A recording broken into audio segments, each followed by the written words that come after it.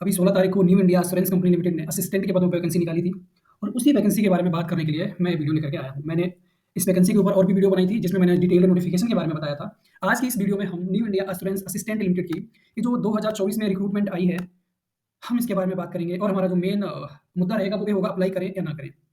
और मैंने इस टॉपिक को क्यों चुना है उसका मेन रीज़न है कि जब लास्ट ईयर ये वैकेंसी आई थी, ठीक है, तब मैंने इसमें अप्लाई किया था। लेकिन अप्लाई करने से पहले मैं बहुत ज़्यादा परेशान था कि इसके लिए अप्लाई करूँ ना करूँ। क्योंकि पहला तो ऐसा था कि मैंने पहली बार इस कंपनी के बारे में सुना था, पहली बार और मुझे उम्मीद है कि आप में से कई ऐसे होंगे जो पहली बार न्यू इंडिया के बारे में सुन रहे होंगे। क्योंकि नॉर्मली जब हम तैयारी शुरू करते हैं तो हमारे दिमाग में एक ही आइडिया होता है, वो होता है बैंक्स का, कि हम बैंकिंग की तैयारी कर रहे हैं और हम बैंकिंग क्षेत्र में जाना चाहते हैं। इंश्योरेंस के बारे में अगर कोई कर भी रहा होता है तो वो एलआईसी की कर रहा होता है। उसके अलावा शायद ही कोई होगा जो किसी और इन सब चीज़ों के बारे में सोचता होगा। और सच बताऊँ तो जब मैंने पहली बार वैकेंसी देखी थी, मुझे खुद भरोसा नहीं हुआ था कि ये सरकारी कंपनी है। लेकिन मैं आपको बता देना चाहता हूँ कि जो न्यू इंडिया एश्योरेंस कंपनी है, एक जनरल बीमा कंपनी है, एक सामान्य बीमा कंपनी है और भारत सरकार की कंपनी है। भारत में 4 ही जो होती है सामान्य बीमा कंपनी है, उसमें जीआईसी है, एक यूडब्ल्यूआईसी है जिसका कल ही होगा, एग्जाम हुआ था 21 तारीख को, एक न्यू इंडिया है, एक और है एनआईसीएल। ठीक है, तो मात्र 4 ही क्या है मेरे भाई भारत में जो सरकारी सामान्य बीमा कंपनी है, बाकी और हैं वो सब प्राइवेट हैं। लेकिन ये 4 क्या है भारत में सरकारी हैं, सामान्य बीमा कंपनी है। जो जीवन बीमा कंपनी है वो एलआईसी है। ठीक है, अब बात करते हैं इस वैकेंसी के बारे में। अभी न्यू इंडिया असिस्टेंट ने जो वैकेंसी निकाली है न्यू इंडिया कंपनी ने, वो असिस्टेंट पदों के लिए है। और इसमें अच्छा खासा वैकेंसी, आई थिंक 500 कुछ वैकेंसी निकाला है पूरे भारत भर में इन्होंने। और ये जो वैकेंसी में अब जो आप लोगों के पास में जो भी क्वेश्चन होगा, क्योंकि साथ में एसपी क्लर्क का भी वैकेंसी आया हुआ है, तो कई लोग परेशान होंगे कि केवल एक ही चीज़ में तैयारी करते हैं, एसपी क्लर्क पे फोकस कर लेते हैं और इसको छोड़ देते हैं। या कई लोग ऐसा सोच रहे होंगे कि नहीं पता नहीं क्या चीज़ है, इसका सैलरी कैसा होगा, जॉब टाइमिंग क्या होगा, जॉब कैसी होगी, उतना बढ़िया है कि नहीं है, क्योंकि नाम कभी सुना नहीं है। तो कई तरीके के सवाल होते हैं जो एक एस्पायरेंट के दिमाग में होते हैं, जैसे कि मेरे दिमाग में कभी थे जब मैंने इसके लिए अप्लाई किया था। तो उन्हीं समस्याओं को लेकर के मैं आपके सामने वीडियो लेकर के आया हूँ और उम्मीद करता हूँ कि ये वीडियो आपको बहुत ज़्यादा हेल्पफुल रहेगी। तो आप जो भी मेरे भाई बहन हैं इस वीडियो को लास्ट तक जरूर देखें और मैं पूरा वादा करता हूँ इस वीडियो को देखने के बाद आप क्लियर हो जाएंगे कि इस जॉब के लिए अप्लाई करना है कि नहीं करना है। ठीक है, तो शुरुआत करते हैं हम। ठीक है, तो सबसे पहले तो हम इसमें क्या करते हैं, हम यहाँ पर इस वैकेंसी के बारे में कुछ चीज़ें देख लेते हैं। एक मिनट, इसका पॉइंटर लेता हूँ मैं, हाइलाइटर। ठीक है, सबसे पहला इस वैकेंसी में जो सबसे मेन चीज़ है, स्टेट वाइज वैकेंसी है और नॉर्मल है। जो भी हमारा असिस्टेंट लेवल का जॉब होता है, जो क्लर्क लेवल का जॉब होता है, सॉरी नौकरी होता है, वो हमारा क्या रहता है, स्टेट वाइज होता है कि हर अपना स्टेट क्या करता है, स्टेट वाइज उसमें वैकेंसी निकल के आती है। अगर मैं उत्तर प्रदेश से हूँ तो उत्तर प्रदेश का अलग वैकेंसी है, अलग स्टेट का अलग वैकेंसी है। ठीक है, इसी तरीके से होता है। ऐसा ही हमारा आरआरबी क्लर्क में होता है। अगर आपने आईबीपीएस क्लर्क दिया होगा तो उसमें भी यही होता है। और जहाँ तक मेरा मानना है एसबीआई क्लर्क में भी क्या होता है, ऐसा ही होता है। ठीक है, ओके। आगे अगर हम बात करते हैं लैंग्वेज की, इसमें मैंने लैंग्वेज लिखा हुआ है। इसका क्या मतलब हुआ, जब मैंने आपको इसका नोटिफिकेशन पढ़ा था तो मैंने आपको बताया था यहाँ पर क्या होता है, हर एक स्टेट का, हर एक क्षेत्र का अपना एक लैंग्वेज है। ठीक है, जब आप फॉर्म भरेंगे तो आपको कंफर्म करना पड़ेगा कि आपको उस क्षेत्र की भाषा आती है। यानी कि मैं अगर उत्तर प्रदेश से हूँ तो मुझे हिंदी बोलनी आनी चाहिए, मुझे हिंदी पढ़नी आनी चाहिए, मुझे इंग्लिश और हिंदी मुझे लिखनी भी आनी चाहिए। सेम ऐसी अगर मैं हिंदी के अलावा कोई भाषा बोलता हूँ, जैसे कि उत्तर प्रदेश में 2 भाषाएं अलाउड है, एक हिंदी है, दूसरा उर्दू है, तो मुझे उर्दू बोलनी आनी चाहिए, उर्दू पढ़नी आनी चाहिए या फिर उर्दू लिखनी आनी चाहिए, लेकिन कोई एक भाषा। ठीक है, अगर मैं हिंदी हूँ तब भी ठीक है, अगर मैं उर्दू बोलता हूँ, लेकिन मेन चीज़ भैया मुझे पढ़ना लिखना और बोलना उस भाषा में आना चाहिए। क्योंकि इसमें मेंस के बाद में क्या होता है, लैंग्वेज का टेस्ट भी होता है, मैंने आपको बताया था। ठीक है, इसके बाद अगर हम इसके अगले पॉइंट की बात करते हैं, स्टार्ट डेट की, सॉरी ये जो स्टेट गलत लिख गया। ठीक है, इसका जो एप्लीकेशन फॉर्म है वो 17 दिसंबर को खुला था और इसका जो लास्ट डेट था मेरे भाई कब था, वो 1 जनवरी को था। ठीक है, और 1 जनवरी को लास्ट डेट है, तो आई थिंक अब 10 या 11 दिन बचे अप्लाई करने के लिए। तो अभी भी आपके दिमाग में, अगर आपने कईयों ने हो सकता है अप्लाई कर दिया हो, कईयों ने अभी अप्लाई ना किया हो, तो उनके दिमाग में ये समस्या होगी क्या करें, क्योंकि साथ में एसबीआई क्लर्क का वैकेंसी भी है, तो वो सोच रहे होंगे कि एक पे ही फोकस कर लेते हैं, तो इसको भरे ना भरे। तो चलिए गाइस डिस्कस करते हैं, देखते हैं क्या सच में ये जो वैकेंसी आई है अप्लाई करने के लायक है या छोड़ने के लायक है, और कहीं अगर आप छोड़ रहे हैं तो गलती तो नहीं कर रहे हैं। अगर छोड़ने का देखो कोई जेन्युइन रीजन है आपके पास। ठीक है, अब हम बात कर ही लेते हैं, यहाँ तक बात कर लिए तो भाई बात करते हैं शुड भी अप्लाई, क्या हमको अप्लाई करना चाहिए। बहुत बढ़िया क्वेश्चन है, क्या हमको अप्लाई करना चाहिए। ठीक है, चलो देखते हैं। और हाँ, इस वीडियो में मैं आपको ये भी बताने वाला हूँ व्हाट विल बी सैलरी, आप लोगों को सैलरी क्या मिलने वाली है, इसके बारे में भी हम इस वीडियो में बात करेंगे अभी। और एनआईएससीएल असिस्टेंट या आईबीपीएस क्लर्क कौन इसमें से ज़्यादा बेहतर है, इस बारे में भी हम बात करने वाले हैं। चलो फिर देखते हैं। क्वेश्चन है हमारे पास, शुड आई अप्लाई, क्या मैं अप्लाई करूँ, क्या मुझे करना चाहिए। तो मैंने तो फिलहाल आंसर लिखा हुआ है, yes it is very nice opportunity, एक काफ़ी बढ़िया मौका है आप लोगों के पास में, आपको करना चाहिए। लेकिन मैं कौन होता हूँ आपके लिए डिसाइड करने वाला, मैं तो कोई भी नहीं हूँ जो आपके लिए इस बात का डिसीजन लेगा कि आपको अप्लाई करना है या नहीं करना है। मैं आपके सामने पॉइंट रख सकता हूँ कि आपको अप्लाई क्यों करना है, क्योंकि मेरा ऐसा मानना है कि आपको अप्लाई करना चाहिए। तो मैं, मेरा जो कथन है, मेरा जो स्टेटमेंट है, हाँ अप्लाई करना चाहिए, मैं उसके लिए आपको क्या करने वाला हूँ, कुछ एक पॉइंट देने वाला हूँ और अपने जो मैंने बात बोली है मैं उसको क्या करने वाला हूँ, आपके सामने रखने वाला हूँ कि क्यों आपको करना चाहिए। ठीक है, तो सबसे पहला पॉइंट तो मैंने रखा हुआ है कि अगर आप क्लर्क का फॉर्म भरे हैं, अगर आपने बैंक क्लर्क के फॉर्म भरे हैं तो आप इसके लिए अप्लाई करो।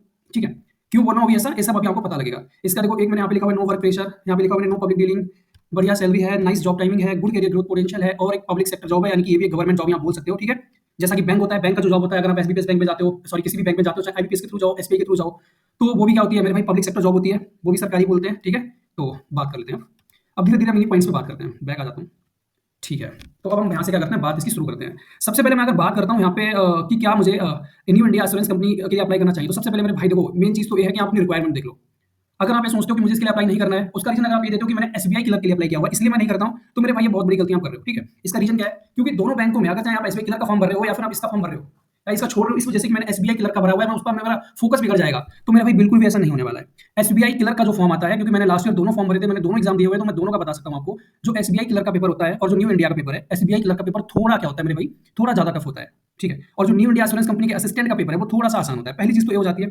दूसरा, अगर आप एसबीआई क्लर्क का फॉर्म भर रहे हो तो वहां पर मेरे भाई आप मानो या ना मानो, आपको स्पीड प्लस एक्यूरेसी दोनों लेके चलनी पड़ेगी। आपके पास आपकी स्पीड भी होनी चाहिए, आपके पास एक्यूरेसी भी होनी चाहिए, तभी आप एसबीआई क्लर्क का फॉर्म निकाल पाएंगे। वो पेपर ऐसा डिजाइन होता है, सेम न्यू इंडिया में होता है। अगर आप न्यू इंडिया का फॉर्म भरते हो तो आपको दोनों चीजें चाहिए, आपको स्पीड भी चाहिए, आपको एक्यूरेसी भी चाहिए, क्योंकि इसका कट ऑफ काफी हाई जाता है। वैकेंसी कम होती है, कट ऑफ मेरे भाई हाई हो जाता है।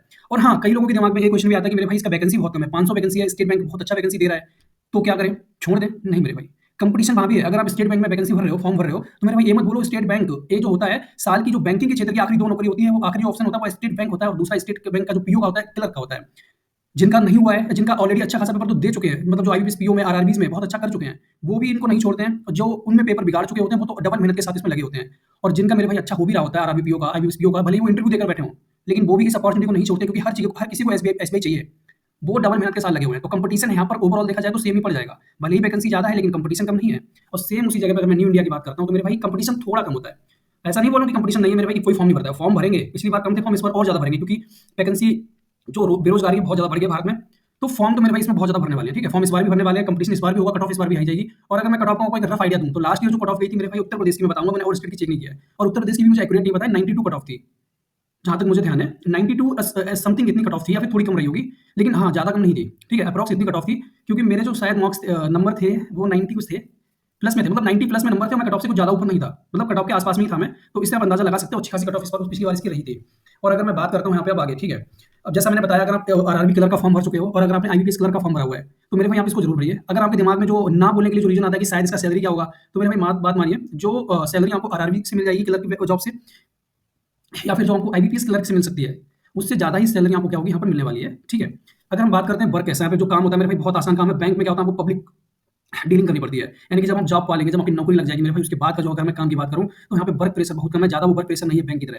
वहाँ पे आपको पब्लिक डीलिंग करनी पड़ती है। अगर आप किसी ऐसी जगह पर जाते हैं जहाँ पे 4-5 गाँव है और उनके लिए केवल एक ही बैंक है, भाई बहुत गंदी हालत हो जाएगी। आप सभी बैंक में जाते हैं और आप खुद ऐसा कस्टमर बैंक में जाते हैं, और आपका क्या नजरिया होता है बैंक के एम्प्लॉय के प्रति, आई थिंक मुझसे बेहतर आप सब समझ सकते हैं अपने नजरिए के बारे में, तो आप देख सकते हैं, ठीक है। और वही चीज़ यहाँ पे पब्लिक डीलिंग है नहीं। और तीसरी, मतलब एक हिसाब से देखा जाए थोड़ा सुकून की जिंदगी है। बैंक की नौकरी भी बढ़िया है, मैं ये नहीं कह रहा हूँ कि बैंक की नौकरी बेकार है, मैं खुद तैयारी करता हूँ उसकी, तो मैं बेकार नहीं बोल रहा हूँ, ठीक है। हाँ, लेकिन मैं उसके मैं दो चीजों की यहाँ पे तुलना कर रहा हूँ, तो उस तुलनात्मक रूप से मैं बात बोल रहा हूँ कि यहाँ पर जो वर्क प्रेशर होता है वो थोड़ा कम होता है, पब्लिक डीलिंग कम होती है, पब्लिक डीलिंग ना के बराबर होती है, साथ में मेरा मानना है। और इसमें मेरे भाई जो सैलरी है वो अच्छी खासी सैलरी आपको मिल जाती है। कितनी सैलरी होगी मैं भी आगे डिस्कस करने वाला हूँ, तो लास्ट तक रुके रहिए, देखते रहिए, टिके रहिए मेरे भाई, ठीक है। और मुझे लगता है मैं ज़्यादा बोर तो नहीं कर रहा हूँ। अगर बोर हो रहे हैं तो स्क्रीन में 2x कर लीजिए, 3x पॉसिबल है, 2x पॉसिबल है, कर लीजिए, सुन लीजिए बस, ठीक है। और जॉब टाइमिंग की बात करता हूँ, मेरे भाई बैंक का जो जॉब टाइमिंग होता है लगभग यहाँ पर सेम होता है। बैंक में जो जॉब का टाइम है मेरे भाई 10 से 4 बोलते हैं, लेकिन जो रियलिटी है वो कुछ अलग ही है। 10 से 4 उसके बाद भी रुकना पड़ता है, 10 से 4 पब्लिक डीलिंग का टाइम होता है, और उसके 4 के बाद क्या होता है, थोड़ा बहुत ऑफिशियल काम करना पड़ता है, रुकना वहाँ भी पड़ता है, ठीक है। लेकिन अगर मैं बात करता हूँ न्यू इंडिया में जॉब टाइमिंग की, तो मेरे भाई 10 बजे सुबह ऑफिस में जाना होता है, और जो ऑफिशियल टाइम है वो 10 से 5 के बीच का है, लेकिन कई बार 5:30 तक भी रुकना पड़ जाता है, ठीक है। अगर मैं आपको बात करता हूँ यहाँ पे कैरियर ग्रोथ क्या होगा, बैंक में भी हमारे पास क्या होता है, क्लर्क बनने के बाद कैरियर ग्रोथ के ऑप्शन होते हैं, यहाँ पर भी कैरियर ग्रोथ के ऑप्शन होते हैं मेरे भाई, ठीक है। हाँ, लेकिन इसमें एक चीज अलग होती है, बैंक में जो आपका सैलरी का इंक्रीमेंट होता है वो ईयर ऑन ईयर होता रहता है, मतलब हर साल आपका सैलरी बढ़ेगा बैंक में अगर हो। लेकिन यहाँ पर क्या होता है, सैलरी का मेरे भाई हर बार नहीं बढ़ता, इसके लिए आपको सैलरी बढ़ाने के लिए एग्जाम देने पड़ते हैं। और यही चीज होती है जो कई बार लोगों को क्या लगती है, नेगेटिव पॉइंट लग सकती है, क्योंकि बैंकिंग सेक्टर में अगर आपको क्या करना है, अपना सैलरी बढ़वाना है, तो वो हर साल बढ़ेगा, इंक्रीमेंट आपका टाइम टू टाइम होता रहेगा। लेकिन यहाँ पे सैलरी में क्या होता है, बढ़ोतरी अपने आप नहीं होती है, आपको एग्जाम निकालने पड़ते हैं। एग्जाम होते हैं इंश्योरेंस सेक्टर के, जिसमें लाइसेंसिएट का हो गया, फेलोशिप हो गई, इस तरीके के एग्जाम यहाँ पर अंदर होते हैं। एसोसिएट हो गया, फेलोशिप होती है, लाइसेंसिएट होते हैं, इस तरीके के एग्जाम होते हैं। अगर आप लोग चाहते हैं कि मैं इन तीनों एग्जाम्स के बारे में डिटेल अगर जानकारी आपको दूं तो आप कमेंट बॉक्स में बता दीजिए, मैं वीडियो बना के डाल दूंगा, ठीक है। और सबसे लास्ट ऑप्शन जिसके लिए मैंने बोला था कि आप इस जॉब के लिए अप्लाई कर सकते हैं, वो है पब्लिक सेक्टर जॉब है, गवर्नमेंट जॉब है मेरे भाई। आजकल हर कोई सरकारी नौकरी के पीछे भाग रहा है, और नौकरी सरकारी नौकरी या प्राइवेट नौकरी की बात नहीं, मेरे भाई मेन चीज है कि नौकरी चाहिए। अभी जहां तक अगर आप इस वीडियो को देख रहे हैं और अभी तक रुके हुए हैं, तो मेरा मानना है कि आप सीरियस हैं अपनी जॉब को लेकर, अपने करियर को लेकर। और 22-23 तो नॉर्मल एज होगी इस टाइम पे आप सबकी, ठीक है। अब 22-23 की एज में मेरे भाई अगर आप फैमिली से पैसा मांग रहे हैं तो थोड़ा बुरा लगता है, क्योंकि मैं भी इस एज में था अभी। अभी मैं, मेरी जो एज है ज्यादा नहीं है, 23 साल है, और मैं भी लास्ट में मैं भी पैसे घर वालों से मांग रहा था, तो मुझे पता है कितना अच्छा लगता है पैसे मांगते हुए। तो आई थिंक आप समझ रहे हैं मैं क्या बोलना चाह रहा हूँ, ठीक है। तो इसलिए बोल रहा हूँ मेरे भाई, नौकरी बेकार नहीं है। अगर शुरुआत में आपके हाथ में 30 के प्लस अगर सैलरी आ रही है, 30,000 से प्लस अगर सैलरी आ जा रही है, और उतना ज्यादा आपको वर्क प्रेशर भी नहीं हो रहा है कि आप किसी और एग्जाम की तैयारी ना कर पाए, तो मुझे नहीं लगता मेरे भाई ये बढ़िया ऑप्शन है। क्योंकि मैं भी इस साल भी एग्जाम्स की तैयारी कर रहा हूँ, और अभी मैंने कुछ दिन पहले मेरा आईबीपीएस सॉरी आरआरबी पीओ का रिजल्ट मैंने आपके सामने शो किया था, ठीक है। तो उसमें मैं मेंस में मेरा ठीक ठाक नंबर इतना बढ़िया भी नहीं है, लेकिन हाँ कट ऑफ से तो ठीक ठाक ऊपर हो गया है। 86 समथिंग मेरा स्कोर था। अगर आपने नहीं देखा तो मेरा स्कोर कार्ड वहाँ पे चेक कर सकते हैं, मैंने वीडियोस में डाला हुआ है, सॉरी शॉर्ट्स में मैंने डाला हुआ है, वहाँ पे जाके चेक कर सकते हैं, ठीक है। और अगर सही रहा तो शायद 1 तारीख को मैं पास भी हो जाऊंगा। अब आप लोगों के दिमाग में कई क्या दिमाग में बात आ रही होगी, खुद तो भैया अपना बैंक की तैयारी कर रहा है और हमको बोला है कि न्यू इंडिया एक इंश्योरेंस कंपनी में फॉर्म डाल दो, और हमको गुमराह करने की कोशिश कर रहा है। तो मेरे भाई मेरा कोई ऐसा इरादा नहीं है। मैं केवल आपके सामने एक सच्चाई लेके ला रहा हूँ, ठीक है? और मेरा जो फॉर्म भरने का मेन रीज़न है क्योंकि जो असिस्टेंट का पद है, उसके आगे जो पद आता है, मेरे भाई ऑफिसर का आता है, यानी कि जो प्रमोशन मिलेगा उसके बाद मैं ऑफिसर बनूँगा। अगर मेरे पास मौका है, मेरे पास एज है, मेरे पास जोश है कि मैं काम करते-करते ऑफिसर बन सकता हूँ, मैं पैसे भी कमा रहा हूँ, साथ में ऑफिसर भी बन सकता हूँ बाहर से, किसी और संस्था में या उसी संस्था में, तो मुझे नहीं लगता कि वो गलत ऑप्शन है, मेरे लिए गलत रास्ता है। इसलिए मैंने क्या करा था, मैंने फॉर्म भर दिए थे, मैं फॉर्म भरता हूँ अभी भी और मैंने इसका भी भरा था अभी एनआई जो न्यू इंडिया एश्योरेंस कंपनी का एओ का फॉर्म आया था, मैंने भरा था पर कुछ कारणों की वजह से मैं उसमें फेल हो गया, शायद मेरी अच्छी तैयारी नहीं थी, जो भी था, फिलहाल मैं उसमें प्री में ही फेल हो गया था। तो इस तरीके के होते रहते हैं, हाथ से चलते हैं, हाथ से फेल होता है इंसान, फेल होते-होते क्या होता है, एक दिन पास हो जाता है, जिस तरीके से मैं पहले फेल हो रहा था, फिर मैं पास हो गया। ये सब चलता रहता है, तो मेरे भाई आप लोगों के पास मैं यही बोलूँगा बहुत बढ़िया मौका है, भर लीजिए और नहीं भी भरना तो आपकी मर्ज़ी है। मेरे सामने मेरा काम है केवल वीडियो बना के आप लोगों को बता देना कि कितना सही है, कितना नहीं है, क्योंकि मैं इस संस्था में काम कर रहा हूँ, मैंने बैंक में भी देखा हुआ है। हालाँकि काम नहीं किया है, लेकिन मैंने बैंकों में जो होता है मैंने वो देखा है। तो उस तरह से मुझे लगता है काफ़ी बढ़िया है, इतना बेकार भी नहीं है। अगर आप असिस्टेंट के लिए सोच रहे हैं, हाँ, लेकिन अगर आपने टारगेट किया हुआ है कि मुझे ऑफिसर ही बनना है, कई बार ऐसे बच्चे होते हैं, ऐसे माइंडसेट होते हैं जिनका टारगेट होता है कि नहीं मुझे भाई ऑफिसर ही बनना है, मुझे बनना ही नहीं असिस्टेंट, तो फिर ये वीडियो आपके लिए नहीं है, आप बिल्कुल जा सकते हैं क्योंकि फिर तो अगर आपको ऑफिसर बनना है तो फिर इसको देख के क्या ही फायदा है। अब हम आगे की बात करते हैं, आगे बढ़ जाओ। हाँ, आगे हमारे पास क्या आता है सैलरी, ये बहुत बढ़िया पॉइंट है। चाहे औरों के लिए ना हो लेकिन मेरे लिए तो बहुत इंटरेस्टिंग पॉइंट रहता है। मैं हमेशा क्या करता हूँ जब भी कोई भी नोटिफिकेशन देखता हूँ मेरे पास सबसे पहली जो चीज़ होती है, वो होती है सैलरी। मैं वैकेंसीज़ नहीं देखता हूँ। सच बता रहा हूँ मेरे भाई जब भी कोई भी फॉर्म आता है मैं वैकेंसीज़ बहुत कम देखता हूँ। मेरा जो पहली चीज़ रहती है उसका जो सैलरी अगर वहाँ पे मेंशन है तो मैं वो जाके देखता हूँ। जब मैंने इसका फॉर्म भरा था मैंने सबसे पहले सैलरी देखा था और इसका जो नोटिफिकेशन में सैलरी जो लास्ट नोटिफिकेशन में था वो भी सेम है। इस बार भी जो दिया हुआ है मेरे भाई सैलरी दिया हुआ है वो सेम आई थिंक 37 के 37,000 रुपए ग्रॉस बोला हुआ है मेट्रो जो मतलब काफ़ी क्या बोलते हैं उनको मेट्रोपॉलिटन सिटी हाँ भाई मतलब जिनकी जनसंख्या काफ़ी अच्छी होती है जैसे भारत में 6 आई थिंक हैं मुंबई और इस तरीके के जो शहर होते हैं उनके लिए 37,000 ग्रॉस बताई हुई है और जो मेरी सैलरी है मैं इतने बढ़िया शहर में नहीं हूँ बहुत नॉर्मल छोटा शहर है मेरे भाई लेकिन यहाँ पर भी जो मेरा सैलरी है हाँ लेकिन छोटे शहर से मेरा मतलब नहीं है कि बेकार शहर है शहर बढ़िया है ठीक है उत्तर प्रदेश में हूँ मैं फिलहाल अभी पोस्टिंग का कहाँ पे मेरा लोकेशन है मैं वो नहीं बता रहा हूँ लेकिन शहर बढ़िया है ठीक है तो यहाँ पे जो मेरा अभी सैलरी जो मेरा लास्ट सैलरी स्लिप में था वो 37 से तो प्लस ही था 37 नहीं था मेरा और 37 प्लस था लेकिन ज़्यादा प्लस नहीं था बस 1,000 रुपये ठीक है तो इतना सैलरी मेरा एक ग्रॉस था ठीक है इन हैंड सैलरी नहीं है क्योंकि क्या होता है आपको पता होगा ग्रॉस सैलरी अलग होती है जो सैलरी हमारे हाथ में आती है उसमें कुछ चीज़ें कट जाती हैं ठीक है जैसे मेडिक्लेम का हो जाता है पैसा कुछ हमारा पेंशन स्कीम में चल जाता है और हाँ यहाँ पर मैं एक चीज़ आपको और अंदर की बता देता हूँ जो बहुत ही कम लोग बताएंगे इसमें जो हमारा पैसा जो कटता है वो एक तो मेडिक्लेम का पैसा वो तो अलग अलग चीज़ होती है उनका नहीं जो मतलब ऐसा पैसा जो आपका कहीं ना कहीं इन्वेस्ट हो रहा होता है उसमें एक पैसा आपका नेशनल पेंशन स्कीम में करता है आपको पता है ना भारत सरकार कई तरीके से पैसे काट रही होती है आपने पीएफ अकाउंट के बारे में सुना होगा ईपीएफ लोगों का पैसा कटता है मेरे भाई ठीक है पीएफ में जाता है पेंशन फंड में जाता है प्रोविडेंट फंड सॉरी ठीक है हाँ, लेकिन इसमें वो चीज़ प्राप्त नहीं होती है। जब आप क्या करते हैं पब्लिक सेक्टर जॉब अप्लाई कर रहे होते हैं, तो वहाँ पर आपका जो पीएफ अकाउंट में पैसा पीएफ वाला पैसा कट रहा होता है, वो नहीं कटता होता है। यहाँ पे केवल एनपीएस में पैसा कटता है। किसमें कटता है मेरे भैया पैसा? एनपीएस में। कहाँ गया? हाँ, यहाँ पे पैसा किसमें कटता है? एनपीएस में, नेशनल जो पेंशन स्कीम है, उसमें आपका पैसा कटता है, पीएफ में नहीं कटता है। लेकिन state bank of India only ऐसा एक प्लेटफॉर्म ऑप्शन है, जो क्या करता है, आपका एनपीएस भी काटता है, आपको पीएफ में भी पैसा काटता है। अब यहाँ पे काटने का गलत मतलब मत समझ लेना, क्योंकि ये पैसा जो आपका कट रहा है मेरे भाई, आपका इन्वेस्टमेंट है, एक सेविंग है और एक काफ़ी आगे जाके क्या होता है, बहुत ज़्यादा काम आता है, क्योंकि ये पैसा आपको बल्क में मिलता है लास्ट में, तो बहुत क्या होता है, एक प्लस पॉइंट होता है। ठीक है, अब हम बात कर लेते हैं यहाँ पे salary of assistant in NIACL. Basic salary जो अगर आपने नोटिफिकेशन पढ़ा होगा तो आपको दिख भी रही होगी, वहाँ पे 22,405 रुपए दिया हुआ है। अगर हम एचआरए की बात करें तो 1500 प्लस तक एचआरए यहाँ पे प्राप्त हो जाता है, यानी कि हाउस रेंट जो अलाउंस होता है। अगर हम डीए की बात करते हैं, यानी कि डियरनेस अलाउंस की, तो 11,000 प्लस डियरनेस अलाउंस आपको यहाँ पे मिल जाता है। ठीक है, ओवरऑल जो सैलरी आती है वो 37 से लेकर 38 मान लीजिए, 36 से लेकर 38 मान लीजिए। इसके बीच में क्या करती है, सैलरी वेरी करती है, यानी कि जो ग्रॉस सैलरी होती है। अगर मैं इन हैंड सैलरी की बात करूँ तो कितना भी ज़्यादा आपका सैलरी अगर कट रहा होगा कई अलग अलग जगहों पे, तो उसके बाद भी 32 के तो आपके हाथ में क्या होता है, आराम से इसमें आ जाता है। ठीक है, 32,000 रुपए तक महीने में आ जाता है और 32,000 से लेकर 35,000 रुपए तक आपके हाथ में मेरे भाई सैलरी यहाँ पे क्या होगा, आ जाएगा। और किसी भी अपना करियर शुरुआत करने के लिए मेरे भाई बहुत बढ़िया ये है ऑप्शन है। ठीक है, अगर आप अपना करियर शुरुआत करना है तो मुझे नहीं लगता कि 32 से 35,000 की सैलरी बहुत ज़्यादा बेकार है। और यहाँ पे आपको प्रमोशन के लिए क्या करना पड़ेगा, एग्जाम्स निकालने पड़ेंगे। प्रमोशन के दो तरीके होते हैं, एक फास्ट ट्रैक एग्जाम होता है, मतलब फास्ट ट्रैक तरीका होता है। इसमें आप क्या करते हैं, एग्जाम निकालते हैं प्रमोशन के लिए और आप अगर एलिजिबल होते हैं तो आपको प्रमोशन मिल जाता है, आप पीओ बन जाते हैं। और ऐसा आप 1 साल के अंदर भी कर सकते हैं, 2 साल में भी कर सकते हैं, 3 साल में। ठीक है, बाकी उसके अलावा एक क्या होता है, एक अलग तरीका होता है जो फास्ट ट्रैक नहीं होता है, वो काफी लंबा मेथड होता है। ठीक है, उसमें आपको अलग अलग उसमें भी एग्जाम्स तो आपको देने पड़ते हैं। अगर आप न्यू इंडिया एश्योरेंस कंपनी में किसी भी इंश्योरेंस कंपनी में काम कर रहे हैं तो आपको वहाँ पे 2-3 एग्जाम है, वो प्रमोशन के लिए क्या करना होता है, निकालने पड़ते हैं, उससे आपको प्लस पॉइंट मिलते हैं।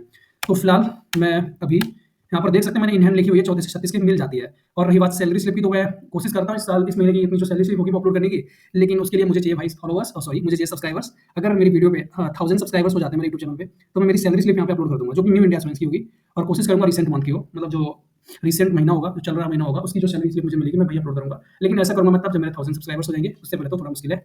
ठीक है, तो फिलहाल थैंक्स मेरे दोस्तों। अरे ओहो, एक टॉपिक रह गया है, NICL assistant versus bank clerk. अगर मेरा पर्सनल मैं ओपिनियन दूं, मैं अपना पर्सनल ही दूंगा, बाकी तो मैं कोई एनालिटिक्स तो हूँ नहीं मैं, जो बिल्कुल ही मैं बिल्कुल क्या करता हूँ, दोनों की तुलना करता हूँ अच्छी तरीके से, ना इतना अच्छा नॉलेज है मुझे। लेकिन हाँ, जो मेरा पर्सनल ओपिनियन है, जो मैंने अभी तक फील किया है, क्योंकि मैं यहाँ पे एनआईसीएल में जॉब कर रहा हूँ और बैंक की जो नौकरी होती है वो मैं ऑलरेडी देख चुका हूँ लोगों को करते हुए, लोगों से सुन के।